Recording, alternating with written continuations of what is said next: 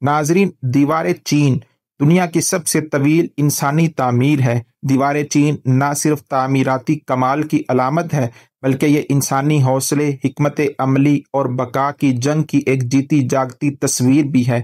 لیکن یہ سوال اکثر ذہنوں میں آتا ہے کہ آخر یہ دیوار کس نے بنائی؟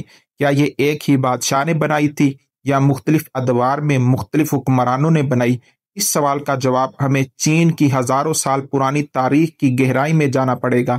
اگر ہم دیوار چین کے ابتدا کی بات کریں تو ہمیں واپس جانا پڑے گا تقریباً 2500 سال پہلے، جب چین مختلف چھوٹے چھوٹے ریاستوں میں بٹا ہوا تھا۔ ان ریاستوں کو آج ہم وارننگ اسٹیٹس یعنی برسر پیکار ریاستوں کے نام سے جانتے ہیں۔ ان ریاستوں میں سے ہر ایک اپنی سرحدوں کی حفاظت کے لیے چھوٹی چھوٹی دیواریں بناتی تھیں تاکہ دشمنوں کے حملے سے بچ سکیں۔ یہ وہ ابتدائی دیواریں تھیں جنہوں نے بعد میں ایک عظیم دیوار کی بنیاد رکھی۔ ان دیواروں کی تعمیر کا مقصد صرف دفاعی نوعیت کا تھا۔ ناظرین، یہ مٹی، لکڑی اور پتھروں سے بنائی جاتی تھیں۔ پھر آیا ایک ایسا دور جس نے چین کی تاریخ کو ہمیشہ کے لیے بدل دیا۔ قن خاندان کا دور 221 قبل مسیح میں قن شی ہونگ نامی ایک طاقتور بادشاہ نے چین کو ایک متحد سلطنت میں تبدیل کر دیا۔ اسے تاریخ میں پہلا چینی شہنشاہ تسلیم کیا جاتا تھا۔ اس نے صرف سیاسی اتحاد ہی نہیں کیا بلکہ مختلف ریاستوں کی دیواروں کو آپس میں جوڑ کر ایک مرکزی دیوار بنانے کا حکم دیا۔ یہی وہ قدم تھا جس نے دیوار چین کے تصور کو ایک قومی شکل دی۔ یہ دیوار شمال کی طرف سے آنے والے خانہ بدوش قبائل، خاص طور پر منگول اور شیونگنو کے حملوں سے بچاؤ کے لیے بنائی گئی تھی۔ قن شی ہونگ کے دور میں دیوار کی تعمیر نہایت مشکل اور ظالمانہ حالات میں ہوئی تھی۔ لاکھوں مزدور، سپاہی، قیدی اور کسان اس کام پر لگائے گئے۔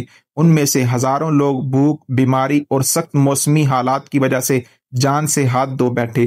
یہی وجہ ہے کہ دیوار چین کو بعض لوگ دنیا کا سب سے طویل قبرستان بھی کہتے ہیں۔ اس دور کی دیوار زیادہ تر مٹی سے بنائی گئی تھی اور وقت کے ساتھ ساتھ مٹی کی دیواریں ٹوٹ پھوٹ گئیں، مگر اس کا نشان تاریخ میں امر ہو گیا۔ ہین خاندان کے بعد قن خاندان نے اس کو مزید آگے بڑھایا، خاص طور پر مغربی علاقوں کی طرف، یعنی ریشم کے تجارتی راستوں کو محفوظ بنایا جا سکے۔ اس دور کی دیوار بھی زیادہ تر مٹی اور لکڑی سے تعمیر کی گئی تھی، لیکن اس میں دفاعی قلعے اور پہرہ دار چوکیاں بھی بنائی گئی تھیں تاکہ ہر آنے والے خطرے کا مقابلہ کیا جا سکے۔ اس وقت چین صرف سرحدی دشمنوں سے ہی نہیں بلکہ اندرونی بغاوتوں سے بھی لڑ رہا تھا، اس لیے دیوار نہ صرف ایک بیرونی دفاعی قلعہ تھی بلکہ ایک اندرونی نظم و ضبط کا آلہ بھی۔ اس کے بعد کئی صدیوں تک دیوار کی حالت مختلف رہی۔ بعض ادوار میں دیوار کو نظر انداز کر دیا گیا تو کچھ اور ادوار میں اس کی مرمت اور مضبوطی پر توجہ دی گئی۔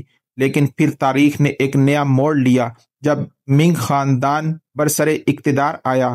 یہ وہ دور تھا جب منگولوں کے یلغار سے چین کو مسلسل خطرہ لاحق تھا۔ منگ حکمرانوں نے فیصلہ کیا کہ وہ دیوار چین کو مکمل طور پر از سر نو تعمیر کریں گے، اور اس بار صرف مٹی یا لکڑی سے نہیں بلکہ پختہ پتھر، اینٹوں، چونے اور مضبوط بنیادوں سے۔ یہ وہ دیوار ہے جو آج بھی ہمیں نظر آتی ہے اور جسے ہم دیوار چین کہتے ہیں۔ منگ دور میں دیوار کی لمبائی تقریباً 21,000 کلومیٹر تک پہنچ گئی۔ اس میں ہزاروں کی تعداد میں واچ ٹاورز، قلعے، دروازے اور سڑکیں بنائی گئیں تاکہ فوجی نقل و حرکت ممکن ہو۔ یہ دیوار صرف دفاع کا ذریعہ نہیں رہی بلکہ چین کی شناخت، طاقت اور خودداری کی علامت بن گئی۔ اس کی تعمیر میں لاکھوں لوگوں نے حصہ لیا اور ہزاروں نے اپنی جانیں قربان کی۔ بعض اندازوں کے مطابق دیوار کی تعمیر میں تقریباً 20 لاکھ مزدوروں نے حصہ لیا، جن میں سے بیشتر قیدی یا زبردستی بلائے گئے کسان تھے۔ آج جب ہم دیوار چین کو دیکھتے ہیں تو ہمیں صرف پتھروں کا ایک سلسلہ نہیں نظر آتا بلکہ یہ ایک عہد کی گواہی دیتی ہے۔ یہ دیوار ہمیں بتاتی ہے کہ قوموں کی حفاظت صرف ہتھیاروں سے نہیں بلکہ عزم، قربانی اور وقت کے ساتھ ساتھ آنے والے چیلنجز سے سیکھ کر ہی ممکن ہے۔ یہ دیوار چین کے ماضی، حال اور مستقبل کا ایک تسلسل ہے۔ تو اگر سوال یہ ہو کہ دیوار چین کس نے بنائی، تو جواب ایک فرد یا ایک بادشاہ کا نہیں بلکہ یہ کہنا زیادہ درست ہوگا کہ دیوار چین کو وقت، قوم، قربانی اور کئی نسلوں نے مل کر بنایا۔ اس میں قن شی ہونگ کی دور اندیشی، ہین خاندان کی توسیع پسندی اور منگ خاندان کی طاقت شامل ہے۔ یہ دیوار صرف اینٹوں کی نہیں بلکہ خون، پسینے اور خوابوں کی بنی ہے۔